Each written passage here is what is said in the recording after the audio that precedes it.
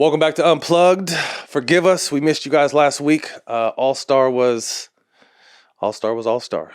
But we're back this week with an exciting show. PK Subban stopped by to discuss his comments about the NBA and the NHL that ruffled some feathers, but also got a lot of praise for. We also have Keyon Dooling stopping by to talk NBA, and one of my favorites, Rachel Nichols, is here to discuss all things basketball. Now I want to welcome to the show PK Subban. Subban.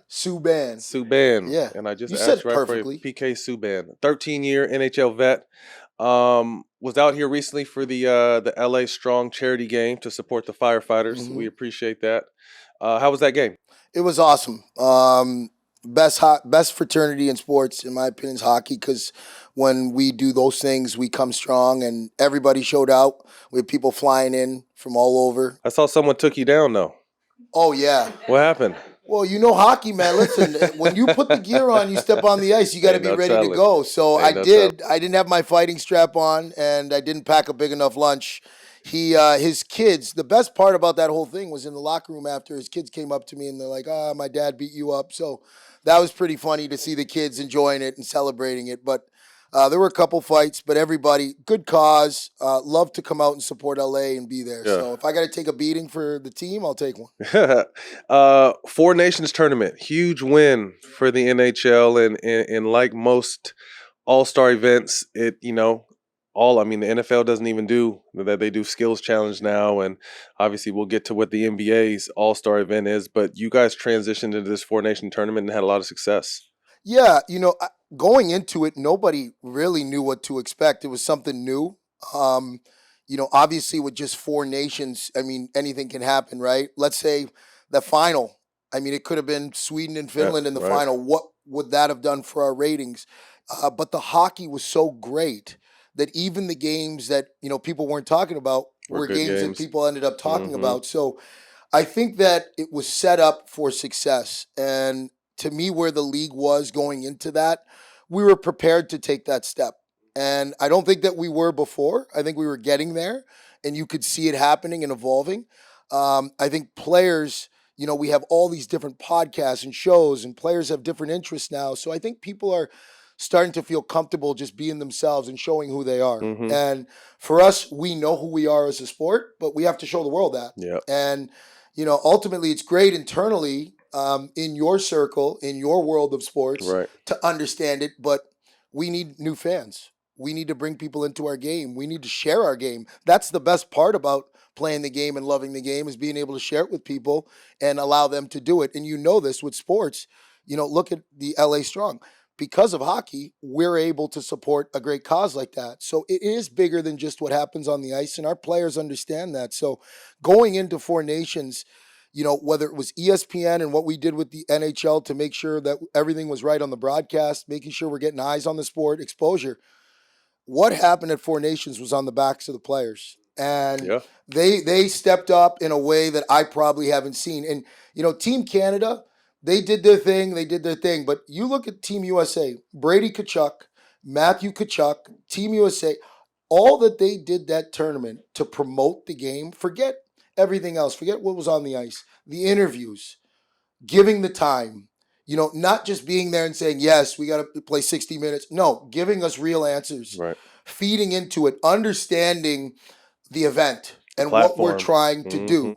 And you got to remember, this is sports, but it's entertainment. Yep. And, that's a part of it too. And our players understood that, and they executed it to a T.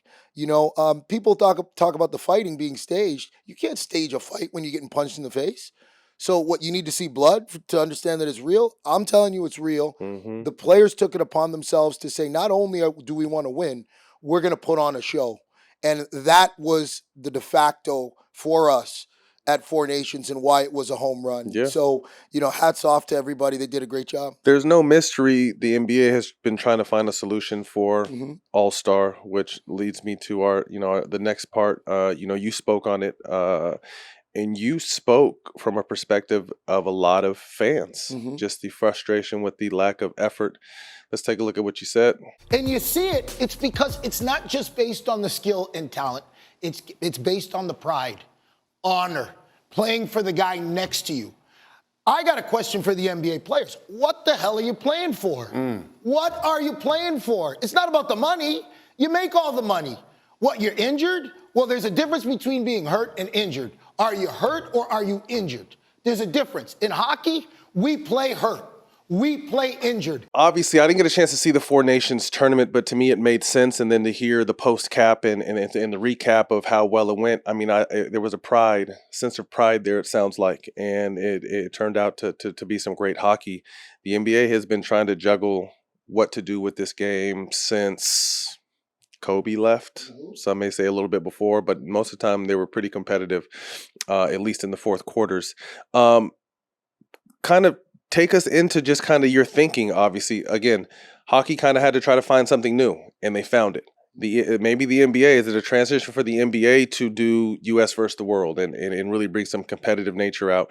And another thing you said is just like when certain guys were in charge of kind of somewhat the league, so to speak, it was a competitive game for the NBA. So what kind of standpoint were you coming from when you were kind of breaking down your 100%? I did speak on behalf of the fans, but I think I also spoke to some players too. And not just current players, retired players, athletes that are no longer around the game but still watch the game and enjoy it, that look at the game and say, you know what, I don't like that, or hey, I wish this was still the same. Why is that changing? All of that stuff. And, you know, that's the feedback that I've gotten back from a lot of players and athletes, is that they appreciated it because, you know, in our sport in hockey, there's a lot of guys who didn't make $1 million a year, that didn't make $8 million, $9 million, that had to go and find jobs after playing. But you want to know something? Those guys played banged up. They played hurt. They played injured. They fought. They gave everything they had to give. And that has allowed me to make the money that I made in the National Hockey League. That has allowed me to have a decent job after my career's over because now we have a TV deal. So what I'm saying is you cannot forget about, Matt, you know this. You play with superstars. You played against them, right? You see them. That is a small percentage of the sport are the stars. Yeah. You know, people forget about the rest of the league. Right. Like there's a lot of other guys out there, and we have to think about it. The responsibility of the players is to push the game forward. If you are part of that greatness conversation, that's how I'm evaluating you. Are you moving the needle for the game, or are you just moving it for you? Because if you're moving it for you, we'll celebrate you as a great player. We'll say, hey, you're a great player, awesome, you know, one of the all-time. But to put you in that category of a Michael Jordan, a Kobe Bryant, in my opinion, because I followed those guys. I didn't follow them just because of their rings. I followed them because of their mentality, their approach to the game. Yeah. That is, I celebrate that more than anything in sports. I don't care. I will take a guy that empties the tank on the ice and loses on a bad bounce or bad. I will celebrate him as a champion because that's what I want guys to follow. That is what sports is all about. There's got to be a winner and there's got to be a loser. It's not always the best team that wins. It's not always the best player that ends up hoisting the trophy. But ultimately, what I have to take from you is when I watch you for 82 games, do you give everything you have? Do you show up every night? Do you do right by your teammates? Do you do right by the game?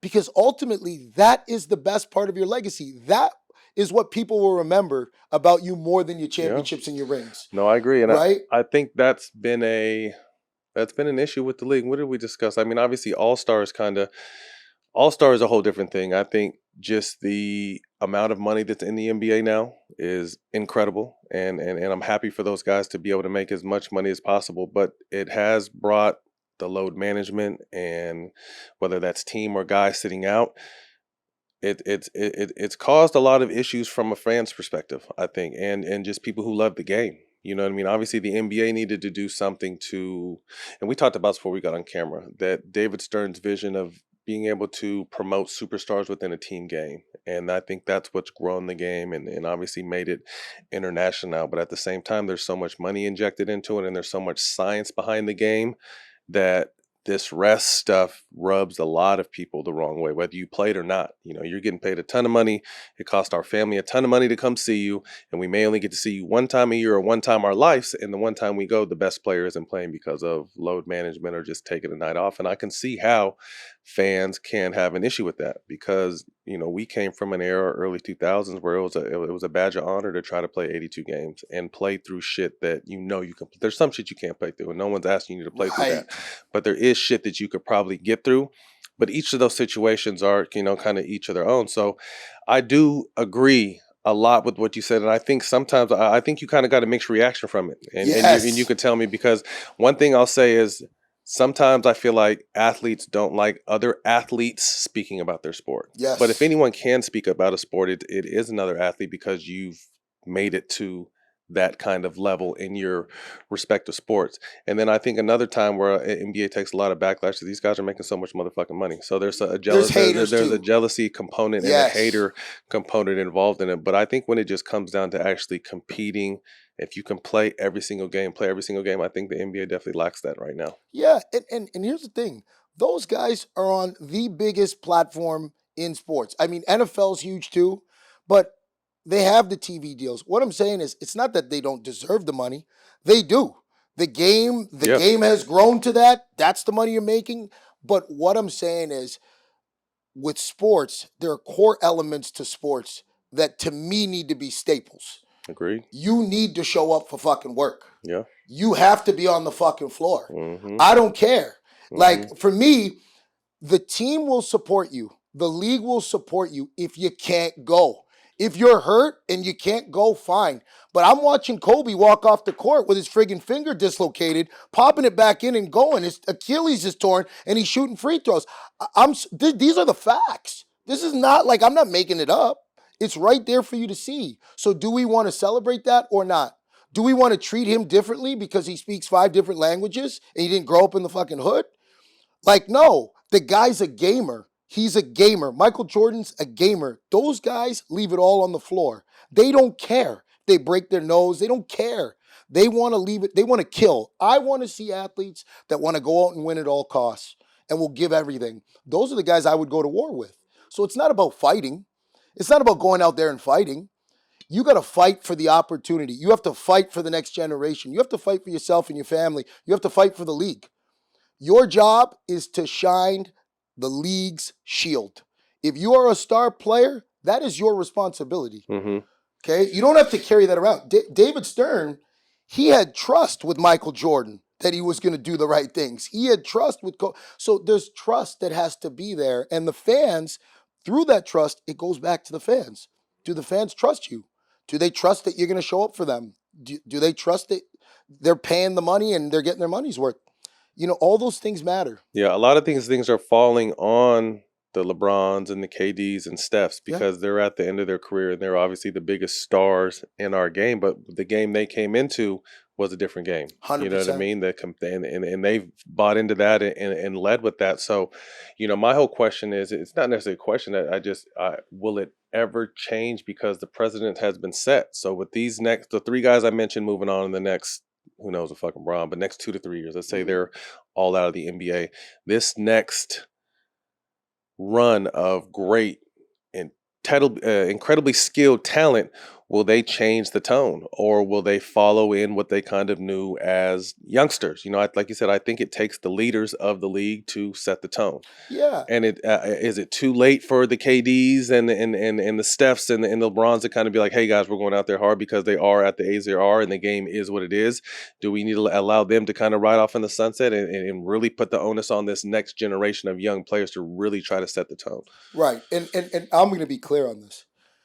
For KD, Steph, and LeBron, they're on the latter part of their career now. Everything you're getting from them is a bonus. Mm-hmm. So you got to celebrate them and enjoy them. Absolutely. Okay, but for this new generation that's coming in, you can't be letting these guys off the hook. Yeah. Like, no. I'm sorry. You got to be on the court. You gotta be a gamer. You got to be all in because those guys, you know what? it's not going to be exactly like Kobe and No. Michael Jordan. No one expects anybody to be like Kobe, Michael Jordan, but we got to see those elements. Competitiveness. We have to see those elements. Like we got to see those elements. I want to see a dog. You got to entertain. You got to put on a show. Every opportunity you have to sell the game, you got to step up.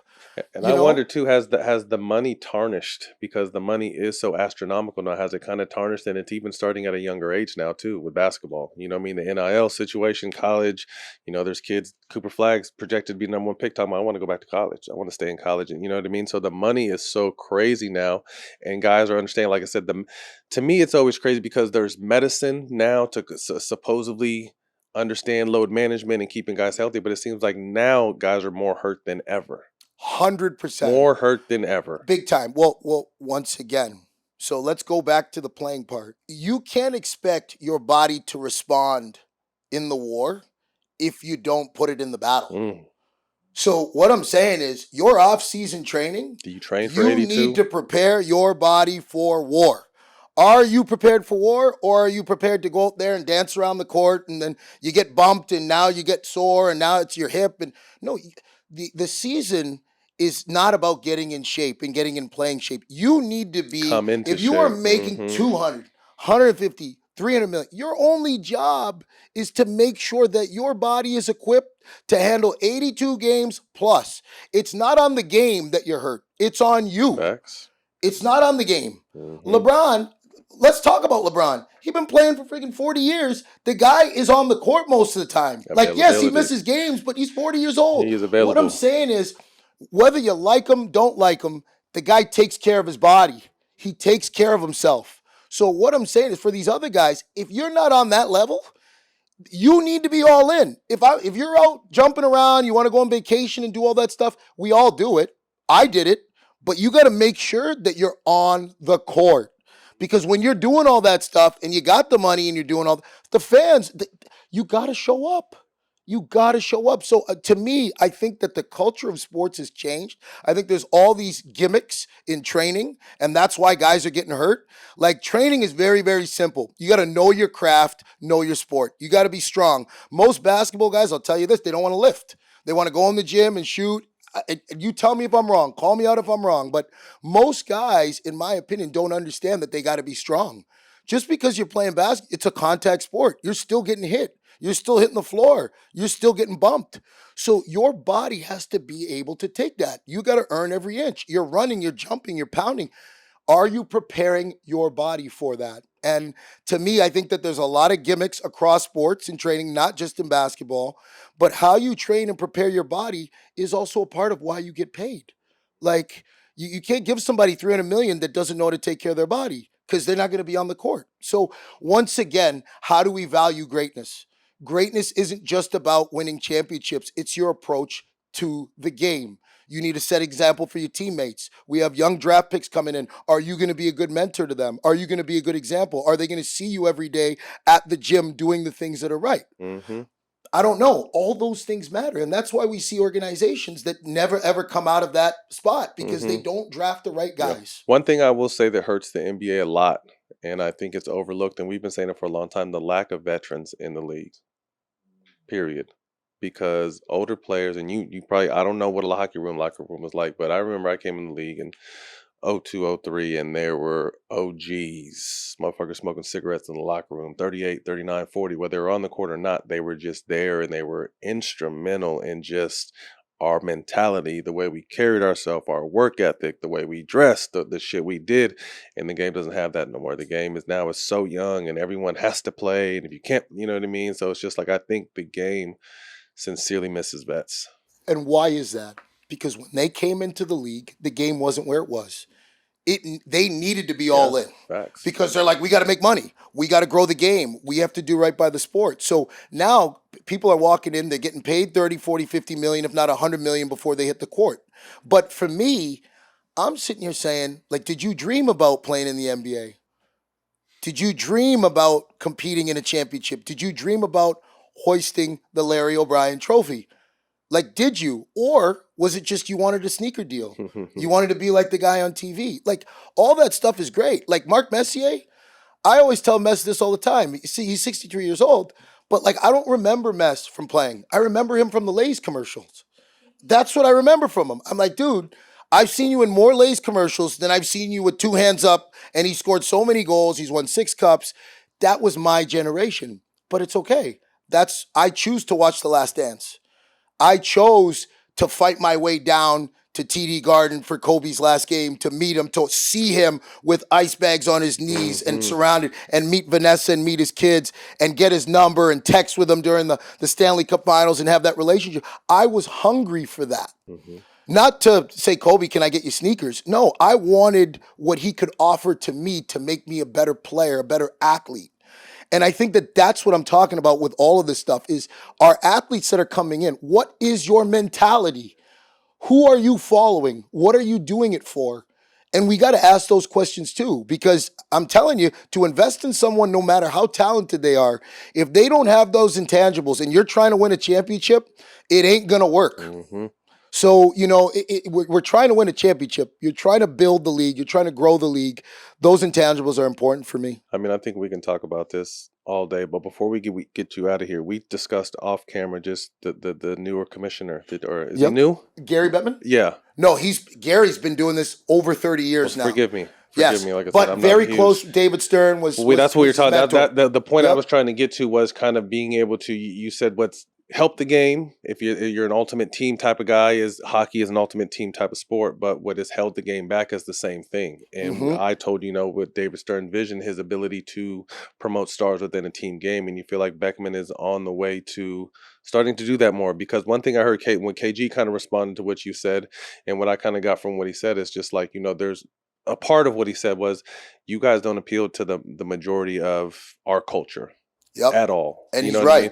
And I said, and I told you before, I didn't appreciate hockey till I got a chance to go to the Stanley Cup Finals when the Kings played, and I saw it live, off the puck action. It kind of completely changed my point of view. But for the people who aren't fortunate enough to do that, what do you think your league can do to promote to our communities and our culture? That's a great question. So the first thing is this, when I retired, I said to myself, what can I do? What can I do to give back?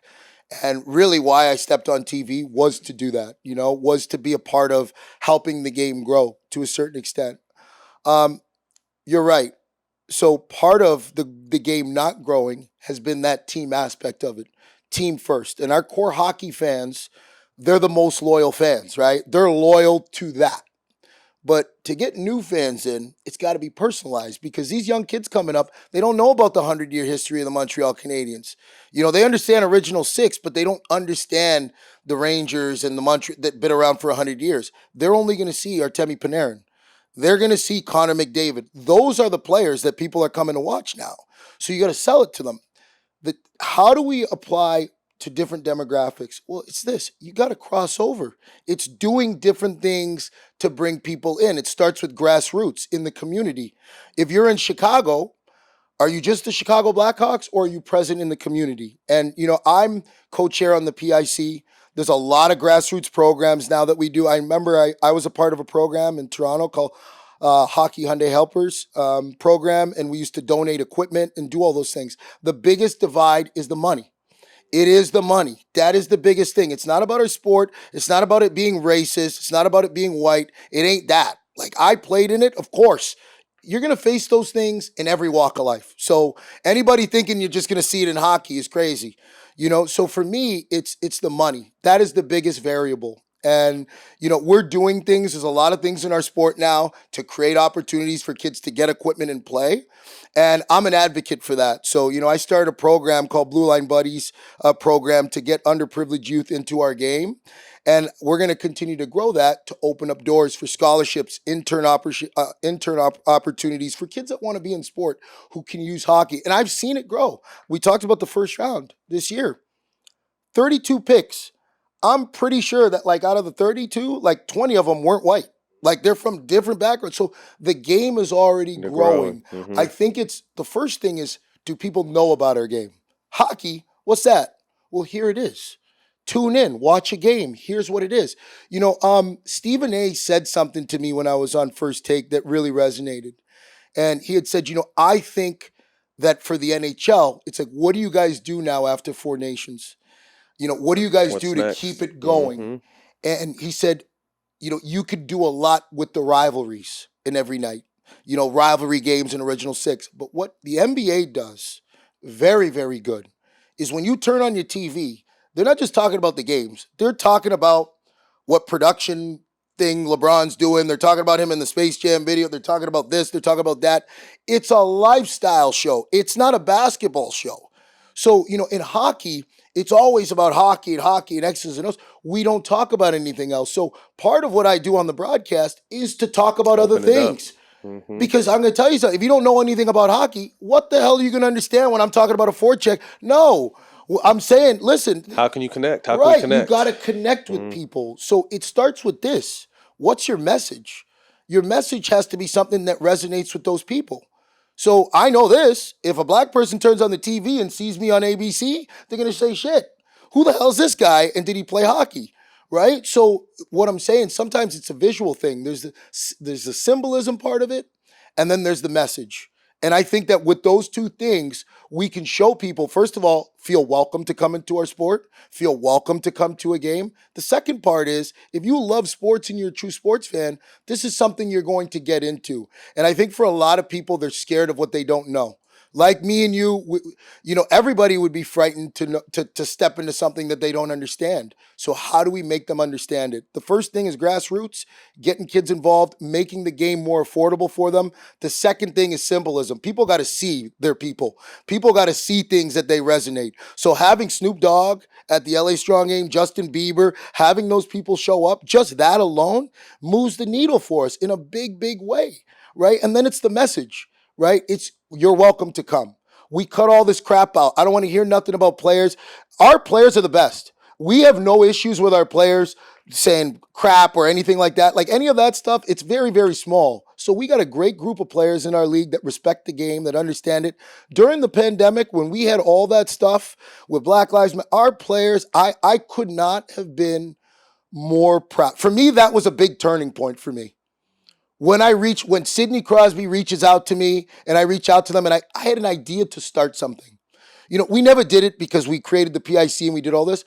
But as a player, as a black player, I'm reaching out to every single player and I'm saying, hey, I'm thinking about doing this program. It's going to involve bringing underprivileged youth. Yeah, I'm in. Sid goes, you know what, PK?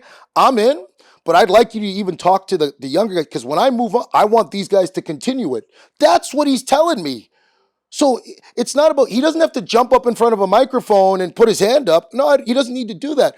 Our players are all in. That's why when I say they're all in, they're all in.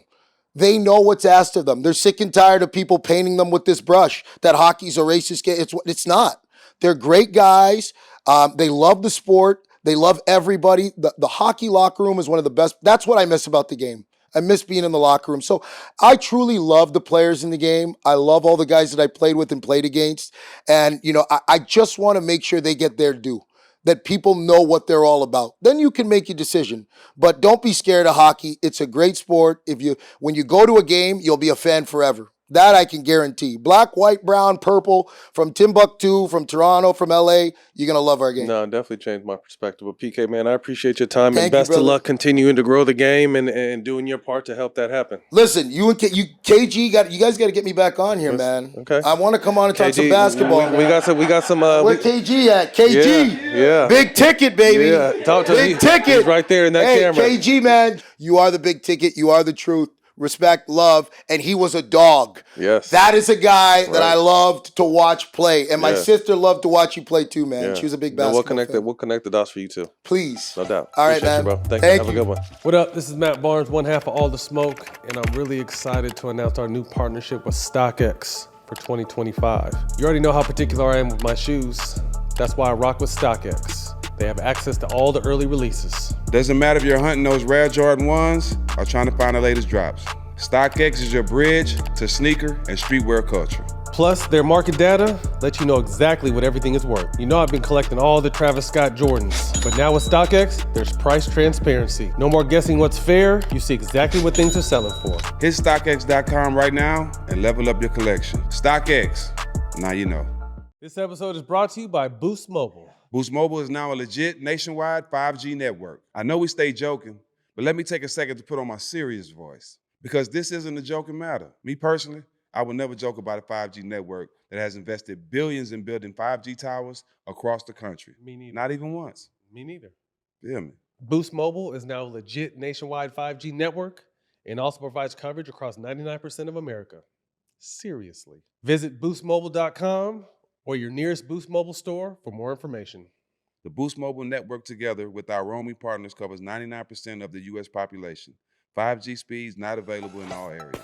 Now I want to welcome into the show my brother Keyon Dooling. And Keyon, you heard the conversation that PK and I just had, and some of the producers saying you were texting some information. So what were your thoughts? Because obviously he got some good feedback and he ruffled some feathers with his kind of point of view. Yeah, no, great commentary, man. I think, PK has actually piqued my interest in the NHL, right? You know what I mean? He's charismatic. He's smart. He's got a great delivery.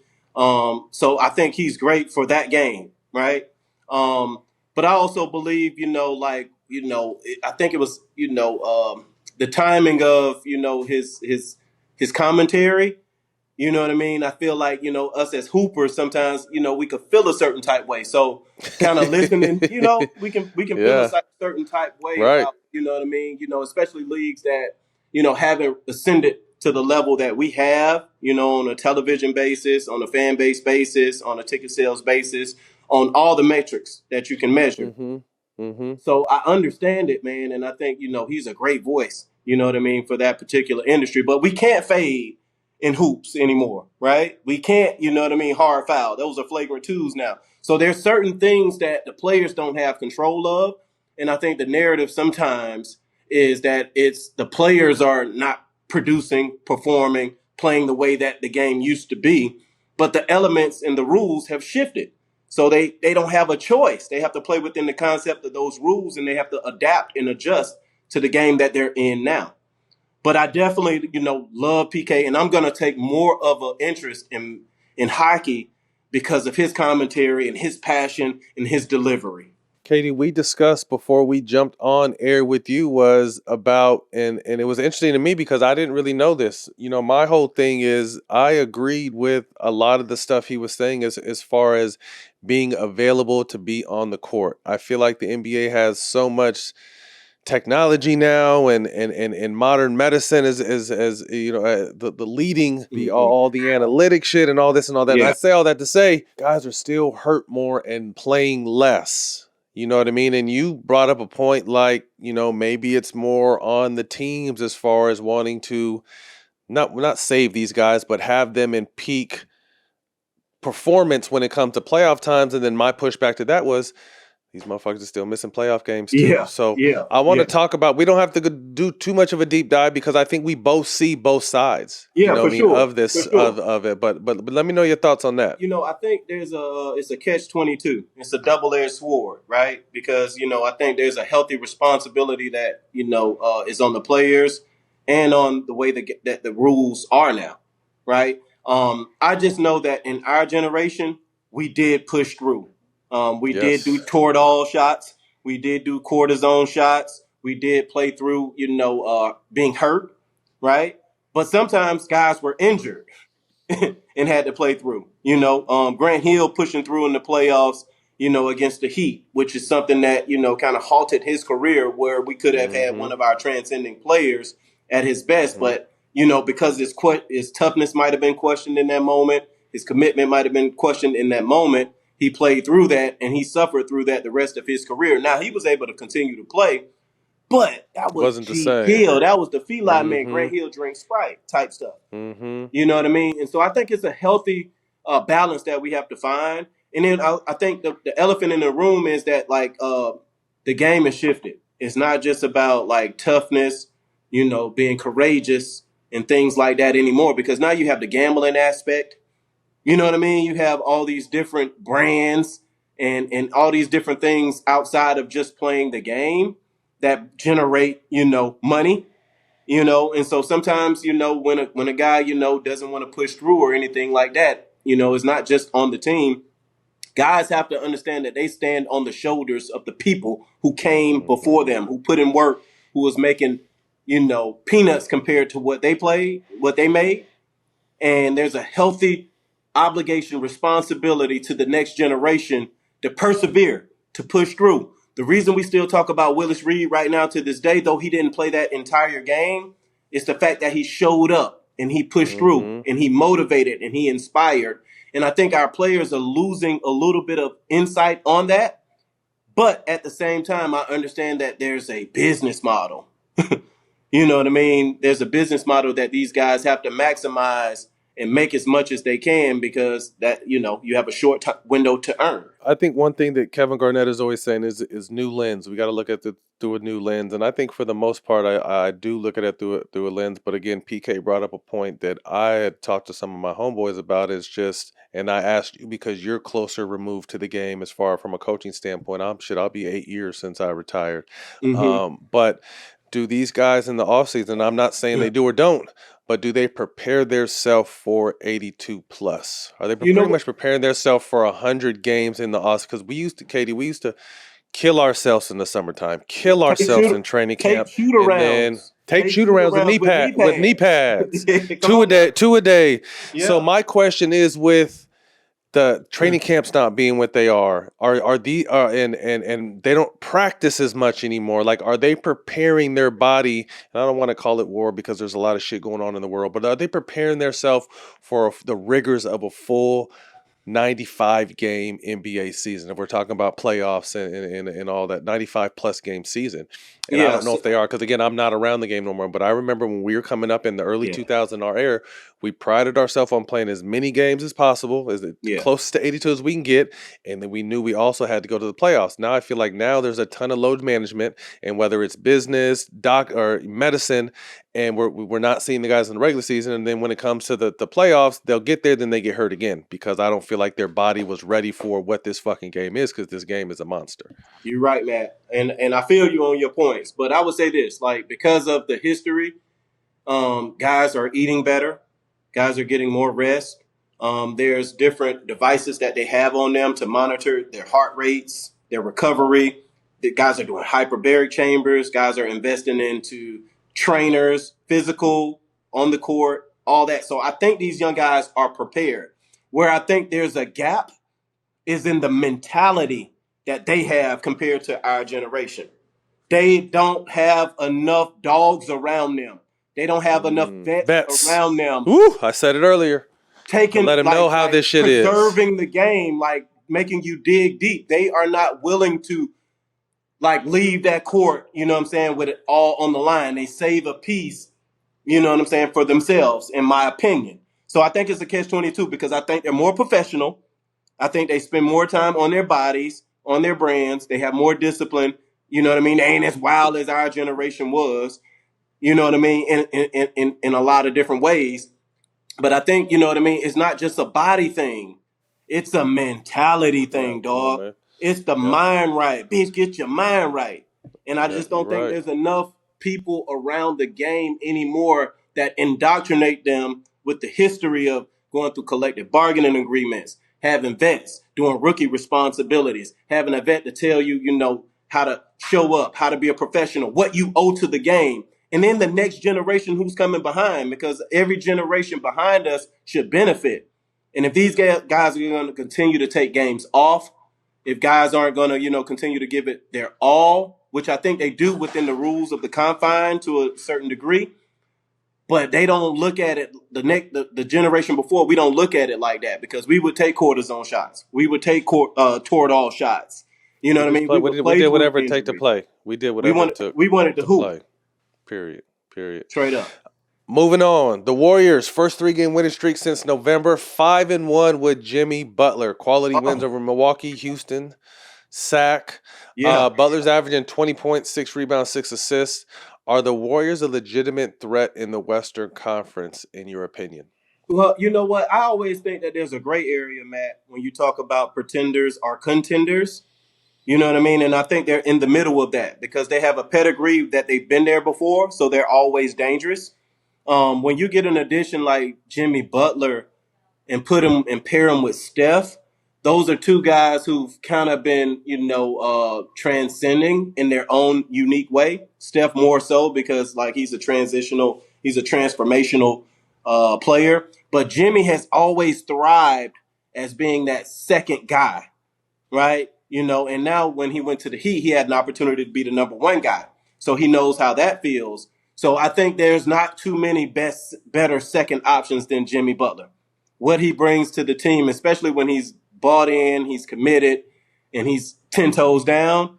You know what I'm saying? Jimmy brings a whole mentality that most people can't bring because he doesn't just need the ball to score. He can cut, he can get lobs, he can get rebounds. He impacts the game on the defensive end. He knows how to get to the free throw line. And so Jimmy, I think, man, is you can see, it was a partnership because they did extend him as well, right? And when you have your value and things like that and you feel supported, you feel valued, you can be 10 toe. You don't have to hold anything back. And the pedigree that they have in that Warriors locker room. And so I wouldn't say that they are a straight contender, but they are not a pretender. They are somebody who is very dangerous. And if they get in that play, you got to beat them guys. They've been there. You got to beat them. You got to beat him. I think one of my favorite things about Jimmy Butler is although he's giving you the numbers, his impact is not to me, his biggest impact isn't the stat sheet. It's the impact he just has on the game and his energy and his mindset. The mindset you were just talking about. He's a fucking dog. He's a dog.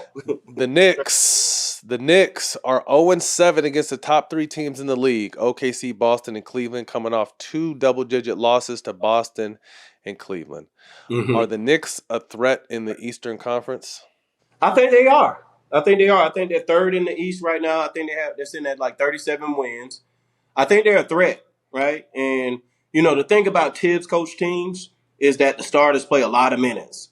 So they get a lot of wear and tear on your body. And you and I both know that in the playoffs, you always need somebody off the bench, to come in and be that spark plug, to come in and, kind of shift the game.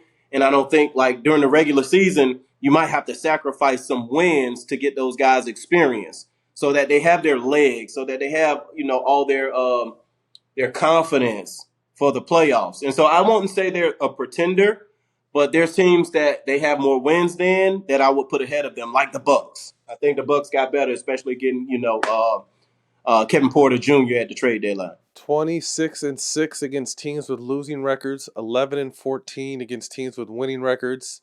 Towns' defense is absolutely terrible of late. I'm going to push back a little bit, and I want to put a disclaimer because I really like both of these players. I really like Jalen Brunson. I really like Karl Anthony Towns. Are they 1As? Are they alphas? Are either one of those players the best player on the floor that can lead you to a championship, or are those both great sidekicks, second option? I say that with all due respect. Yeah, because these are both all-stars making a ton of money. Like, how people they talking shit. I'm not talking shit. I'm asking a question. Are they either one of those guys the guys that can lead you to a championship in your opinion? Well, I think on the offensive end they are. And I think that's why they paired them with Bridges. I think that's why they bought, OG in as well to kind of, give them that defensive push. Obviously, Josh Hart, he's one of my favorite players. I love Josh Hart. Man, Josh does it all. He's an OG. He put in work at Villanova. He's put in work in the league, and he's continued to grow as a player, and he's shooting the ball a lot better now. But I don't think that those two guys, as your 1A and 1B, get you a championship. I just don't. I think that there's too many great players in our league that, they just, that's just not enough at this particular point.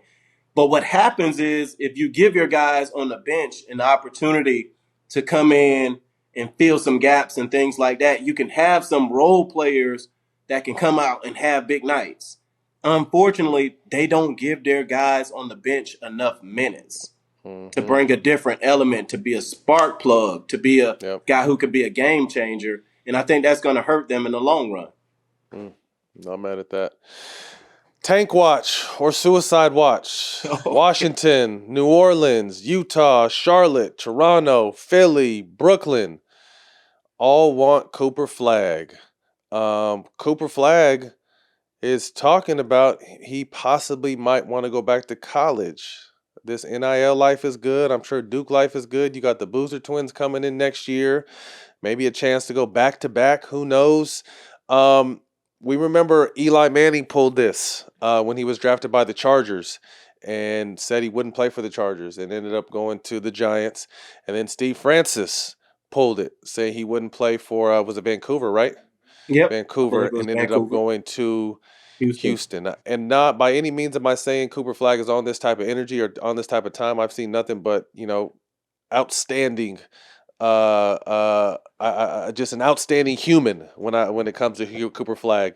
But what are your thoughts about kind of just these bottom dwellers being the bottom dwellers and him possibly going back to college and maybe coming back out the following year? Obviously, there's a ton of money on the line, but does that not matter to him? Well, it matters, but it doesn't, because like these guys have NIL money now, right? And so it's not like they're living off their Pell Grants, Matt, like how you and I were. Right? Or getting, you know what I mean, NIL under the table. You know what I'm saying? But I think he has, a great opportunity right now, because like at the end of the day, when you're considered the number one pick, the only way you can go is down. There is a young guy who's in high school right now. I think his name is like AJ DeBansa. And he is a potential number one pick when he's a prospect and he's eligible for the draft. And so that could have an impact on that. But I like player freedom. If you choose to stay in college and get that experience, if that's your end game and if that's something you're enjoying right now, do it. But I think our game needs Cooper. We talked about this a couple episodes ago, Matt. Like, we need an American-born white player, in my opinion, you know what I'm saying, to come in and represent. I think, the hard part is when you're a great player is that you're going to go to a bad team. And sometimes it takes guys, it lessens the development curve. But I think he's talented enough. I think he's popular enough. And more so than anything, man, he's got a motor. He's got a motor. He's a skill player who plays with energy. I think our game needs him to be successful. And getting them in the right place, in the right situation, you know what I mean, definitely helps incubate that talent, cultivate that talent, develop that talent. But I don't think you should wait. I think you should go and become a pro. You know what I mean? They can never take Duke off your resume. You'll have that network. You can go back in the summers, you know what I'm saying, and get your work in and get the college experience, take your classes and all that. But just the money that's available in the NBA right now, man. I know NIL sounds cool when you're young. It ain't shit compared to what the NBA is talking about. Man. Like, I really think, I would love to see him go to the league, and I think he'll be the number one pick. He should be. Obviously, if we're looking at any teams to land in, obviously him going to San Antonio with Wemby would be insane. But also, I like Philly. I like Philly a lot, and that leads us to our next thing. Philly's lost 7 in a row, 9 out of 10. Embiid is considering options for his knee that's given him a ton of issues. Paul George has severely been struggling and came out and said he's taking injections in his knee just to play. I think it's safe to say that trusting the process is done. Embiid has a monstrous contract for the next, 4 years? After this season, 4 Yeah, more after years. this season, 4 more years. I mean, what do you do, Katie? Someone who's been, around the front office and in the front office and sat on the bench as a coach. What do you do with this 76ers team? Maxey is a killer and the best player on the team right now because he's out there every single night doing it. What do you do with this Philly situation? Do you try to trade Embiid? What do you do? You know what? I think you gotta, be patient with it a little bit, right? It is their first year together. Oh, patient with Paul and Embiid. Yeah, and also with his body. Because we've been trusting the process for a long time, though. 10 years, I would say. 10 years we've been trusting the process. Mm-hmm. Yeah. And this is no knock because we know, and not to cut you off, the last time I cut you off. Go ahead.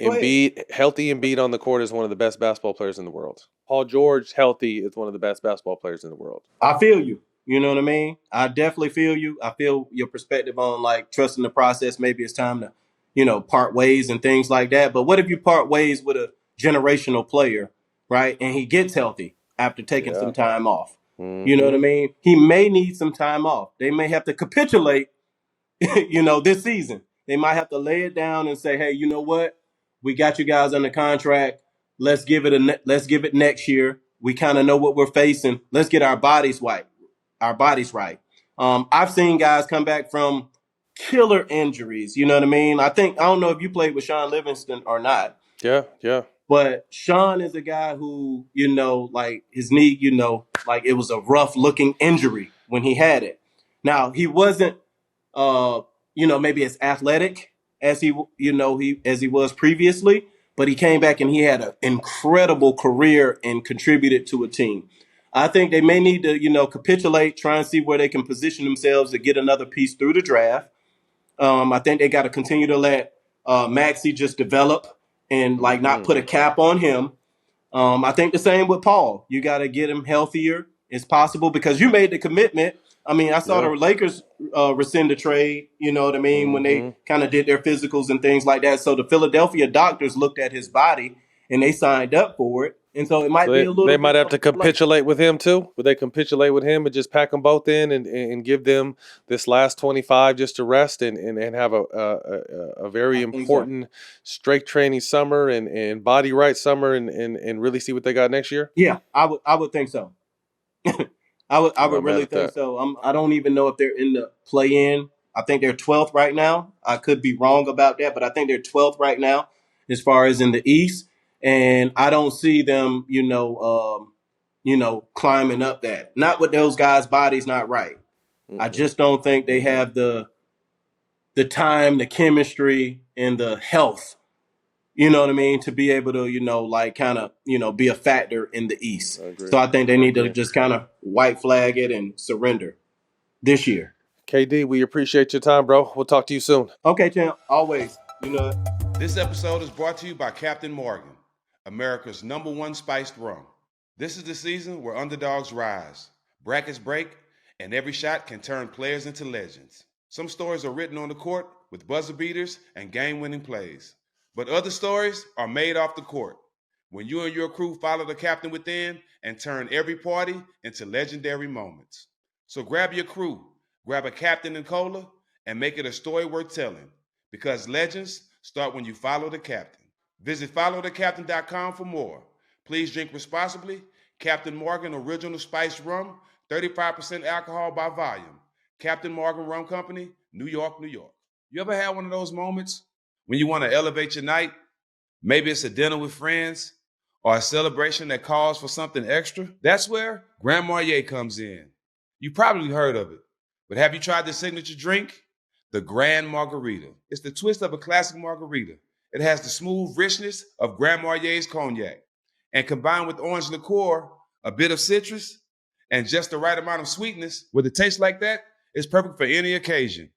Whether you're chilling at the crib or out with friends, a Grand Marg remixes a regular cocktail into something extraordinary. Don't just settle for a good cocktail when you can have something grand. It's about making your next drink one to remember. So when you're making your next margarita, remix it and make it grand with Grand Marnier. Grand Marnier liqueur, 40% alcohol by volume, 80 proof. 2025 Campari America, New York, New York. Drink with style, drink responsibly. Now I want to welcome to the show one of my favorite, Rachel. I like your shoes. Thank you. These nice. are Nate Bronson special on a bearded nice. Jordan. Very impressive. Hook me up. Tonight, big game. Lakers in Dallas in LA. Unfortunately, there will be no AD. Luka just had his best game as a Laker the other night in Denver. JJ Redick said he lost a ton of sleep game planning, but I know that's JJ's game, and I know he loved every minute of it. You got a little glimpse of Bron and Luka kind of hitting their stride at the same time. They combined for nearly 60 points, nearly 20 rebounds, 12 assists, and a dominating performance over Denver. Where does tonight's game, and you've been blessed to see a lot of revenge games and guys going back and playing against other teams.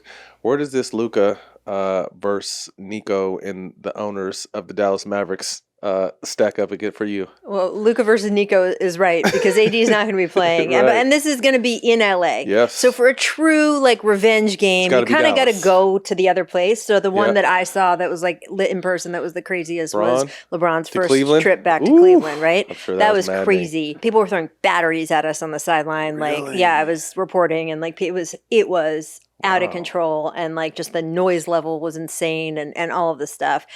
It's going to be interesting to see when Luka goes to Dallas. I think that happens in April. But this one, for me, it's not as spicy because AD's not in the mix. So you're not seeing like my new team versus your new team. And it's not in Dallas. To me, the question is, if you're Nico Harrison, are you visibly sitting at that game where Luka can look at you, talk his talk, feed off, saying things to you, or are you just in the building somewhere behind the scenes? Off subject real quick, weren't Nico and Pelinka in the same building for a random reason the other night? Yeah, they're at a Warriors game. Warriors Dallas. Dallas jersey retirement. Oh, okay. Okay. So will Nico be present? I mean, I think he'll be in Los Angeles, but will he be visibly in Luka's sightline? What do you think? We've both known Nico for a long time. Yeah. Good guy. I met him through Cove and long time with Nike. I always thought that situation was above his head, and he may just be the kind of in position as far as his job to kind of speak on it. You think he's just a fall guy? Would you take that fall? I would not take that fall. I know, but I mean, he's got a nice job with that team. But I think that was more ownership. But that's neither here nor there. He's going to be the guy that's going to get the brunt of the.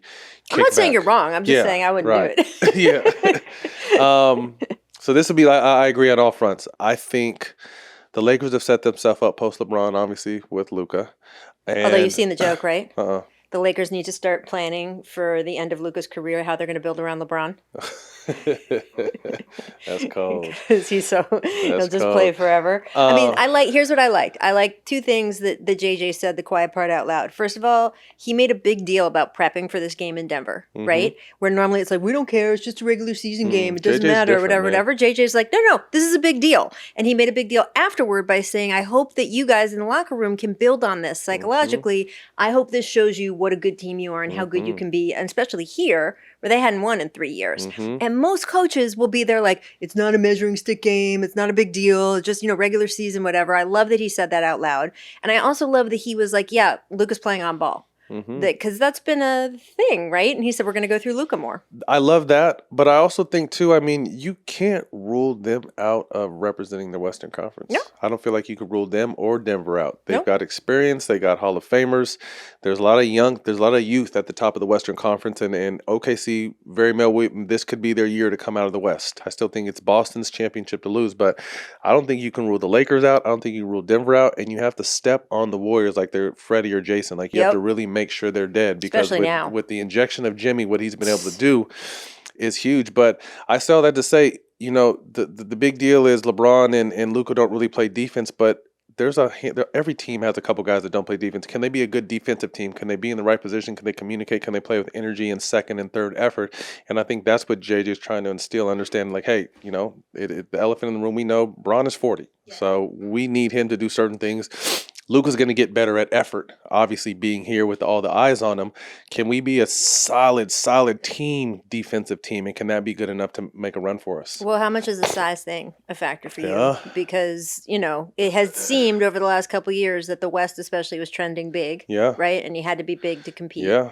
But Minnesota's not playing so well this year, right? And some of the other teams that are like that aren't playing so well. I mean, Oklahoma City's not that big. I think the only issue with big is if the Lakers have to run into Denver in the playoffs. Yes. Because you look, and again, I feel like Boston is the best team coming. Boston's not big. No. They're very skilled at their skilled positions, and their big guys play hard. So, I mean, Jackson Hayes is going to do a lot and have to really pick his game up. But I just think it's more, can they be a good defensive team or a team defensive team and ride this wave? The Lakers top since the defense over the last that's an ESPN-ish stat, Nate. Top 6 in defense over the last 5. And again, defense is a mindset. Rachel, you know that, you've been around the game long enough.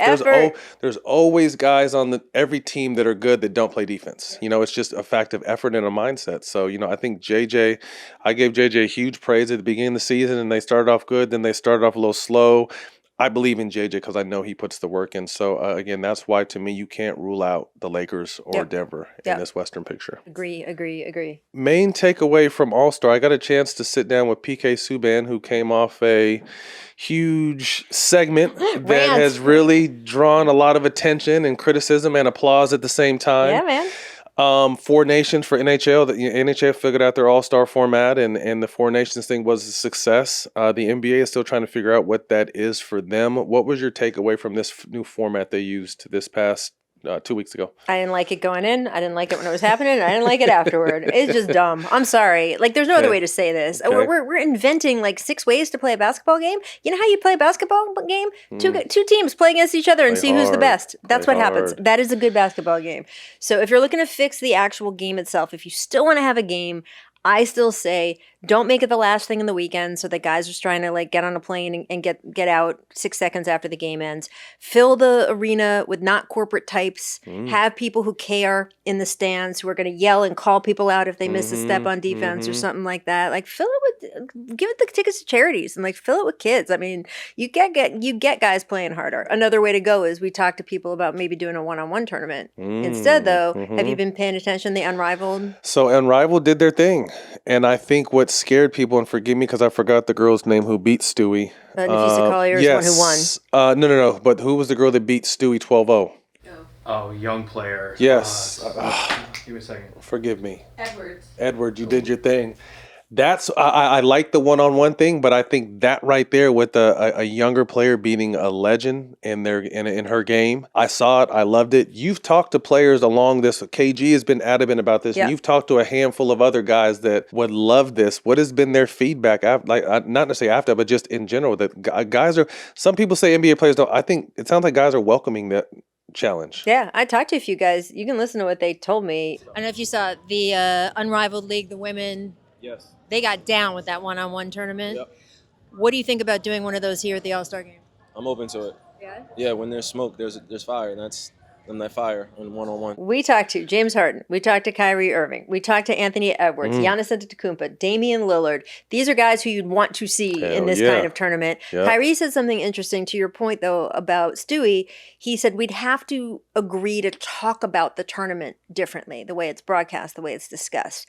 And I think his point is if it was presented by the broadcasting network as like, oh, who's going to embarrass who? And presented by fans and kind of players made to feel like they were putting themselves out there in a way that would be negative more than anything they could get from it, they're not going to do it.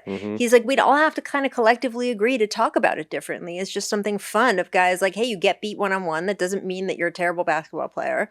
And I thought that was kind of interesting. I don't know if collectively in NBA Twitter era, we can I don't think there's any way around the memes and and just the outside noise. And I personally feel like that's what may keep it from not happening is our pride. You know what I mean? Like, well, what would you, if it was you? I would try U.S. versus the world first and foremost for the All-Star game and bring a sense of pride to that game because it's been lost. I think it's no secret. What was Kobe's last All game? 16? Yeah.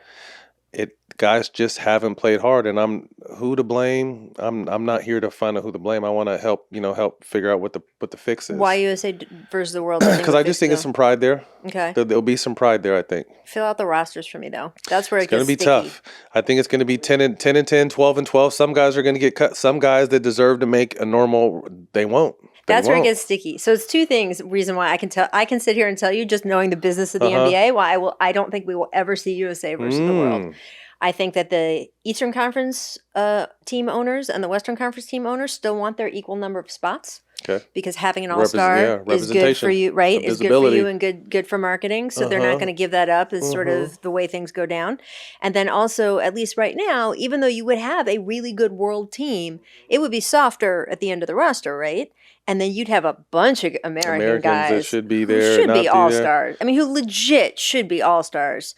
If it was only a 10 to 12 man roster, would not make it. And can you imagine having your all-star spot, your rightful, you know that you're an all-star that year and that you would make the team. And they take how many each year? Spot. Just right now as we stand? Right now it's 12 and 12, right? 24 total? Yeah. Think about the arguments about the snubs this year. Like, I don't know, Nate, who do you feel, Dylan, who do you feel was the most snubbed? But you think that the back half of the world team this year would be weaker than the Americans? Mm-hmm. I think that the end of the last third of the world team would be weaker than really of guys who wouldn't make an all-star team. Yeah. Normally. Do a 10 or 12 man roster for me and tell me who the last number like 10, 11, 12 guys are, and would they actually make an all-star team if it was, quote, fair ups, if it was just East versus West? Would they make the all-star Okay, so world Shea, SGA. Giannis. That's the same Giannis, person. Luka. Jokic. Did you just count Shea and SGA as two people? Because it's the same person. Shea, Luka, Jokic, Giannis, Wemby, Sabonis. Mm-hmm. Would he make? So what? You're up to 7. Kyrie could Okay, do so by the way- Australia. He's going to play for the But Australian world team. So Sabonis didn't make the All-Star game this year. It was a snub. So you're saying that he's number 7 But the on your snubs world are roster. kind of That's coin fine. flips. I'm just telling you that you're Jamal only Murray. at 7, and Jamal you're Murray. getting into guys. Okay, again, Jamal Murray, a guy who I don't think has ever made an All-Star game. Is that right? Yes, never. Never. Who, by the way, I think Jamal Murray is underrated, but the truth is he's never made an All-Star game. Sengun. Yeah, definitely not an all-star. He was an all-star this year. Sengun was an all-star this year. Shagun was an All-Star this year. Yeah. Towns. But you're looking at me as if you're proving your point when you're not.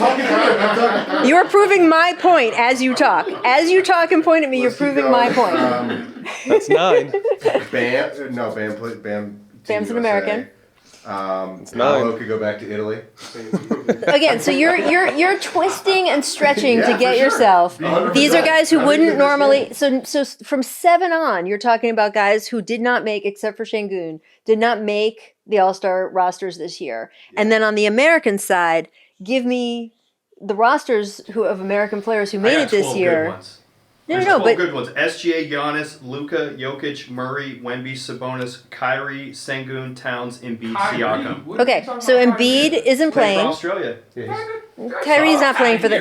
By the way, Kyrie is not competing in a World versus USA All-Star game where he's playing for the World. Second of all, Embiid's not playing this year, so you can't say that he's in there.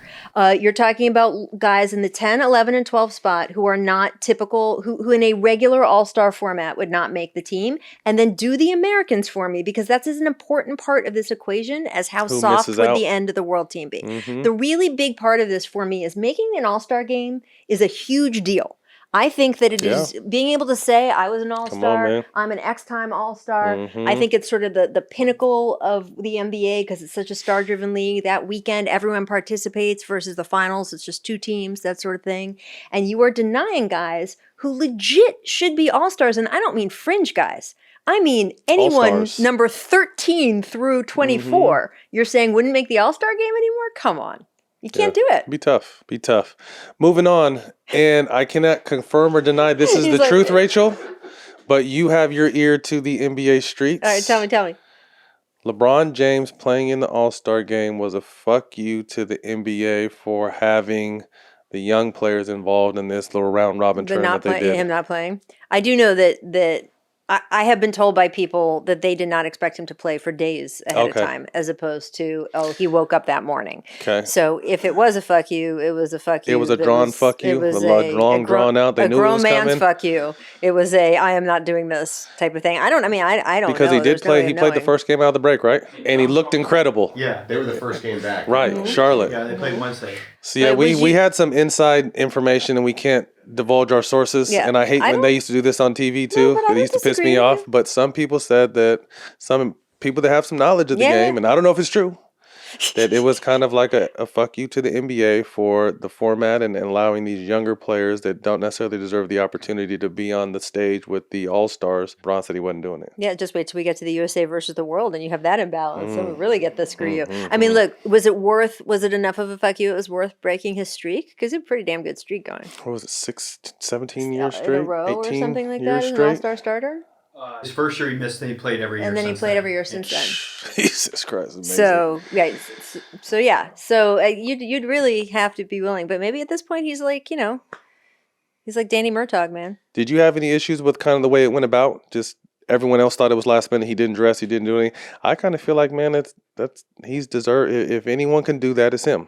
No, it would be a bigger issue if someone you didn't love it. I didn't love it just because I think it's what I said before. I think being an all-star is a cool thing, special thing, and he could have given that to somebody else. You know, okay. There's a way to still. I don't know what the technical. If he then still is an all-star that year, I don't know if he would have been giving up being an all-star. I don't know what that. If you're injured, you're still technically an all-star, and they just add replacements. And it's just, so like Trae Young is an all-star, and so is Anthony Davis. And by the way, I don't know for sure that he knew days ahead of time, but there were people who told me in the days leading up they did not think he would play. So there you go. To me, it's Norman Powell could have got that spot. He played in the 3-point contest the day before. He was deserving of that. I respect it. There's a lot of guys there, but Bron, do whatever the fuck you want to do, bro. Rachel, you were in Paris for the Olympics. Netflix just released Court of Gold. We got a chance to preview it at the All-Star game a couple weeks ago. A ton of viral moments. Let's take a look at this clip. What do you think about this young guy? He can hoop a little bit, huh? Just a little bit, huh? Man, y'all better stand down. I'm the truth. He's the truth. He said he's the truth. Yeah. D-boy, no. I guess. He cold, though. I got to give him credit. He give up 50 every time we play him. I mean, look, I ain't 7 foot. And y'all got 2 7-footers, and he's still Hold on. Huh? Don't talk. We ain't going to do all that. No, I'm just saying. 3 7-footers. He got 3. That's right, because he got 9 rings. Credit. I told you that. I said he did. I gave him credit. I remember that. Yo, okay. LeBron. Listen, are y'all talking to this young man? Because he just keeps on. Right now, he just said he's the truth and all that. And the truth, the whole truth, and nothing but the truth. That's what he said. You asked him, you tell him the whole context of the situation, though. You asked him what he think about this young man, and he said, I'm okay. I said, I'm the truth. He tripping. That's what happened. Nothing wrong with that. Nothing wrong with that. We gotta have that. Yeah, that man the truth. Gotta have a little swag like that. He ain't lying. So this is streaming on Netflix right now. For those of you who don't know, go over there and check it out. Rachel, as someone who was there around that team, thoughts? I thought it was so interesting watching Ant there because here's a guy who definitely ran out of gas a bit at the end of the playoffs, right? The Western Conference Finals, whether it was just the energy level, whether it was just getting that much attention, defensive attention, and sort of having to come with it to the level that we saw at certain times during the playoffs, having to do that every night in a row of a Western Conference Finals. So I was super interested going into Paris what he would be like around the other guys, if he would be like, I'm the one, I'm number one, which he said during training camp, remember, right? He's like, I'm number one on this team. But he did really, when we were in Paris, seemed to show a lot of deference to the KDs, to the LeBrons. And you saw that in the documentary. Even with the shit he was talking to Obama, you can see how he is. He's kid in a candy store around Kevin Durant. Soaking up. And I loved watching that because then whenever, it looks like it might not be this year, but whenever he gets back to the Western Conference Finals, and he will, you and I both know he will get back to a conference finals at some point, he will be a different guy in part because of these experiences. Before we get you out of your Rach, we are coming to the end, and whether it's 2, 3 with Bron, who knows, maybe 4. When those 3 are gone, Kevin, Steph, and LeBron, who do you kind of see? Is there a face? And someone asked KD this the other day, and he's like, what does that mean? What does the face mean? There's a lot that comes with it, good and bad.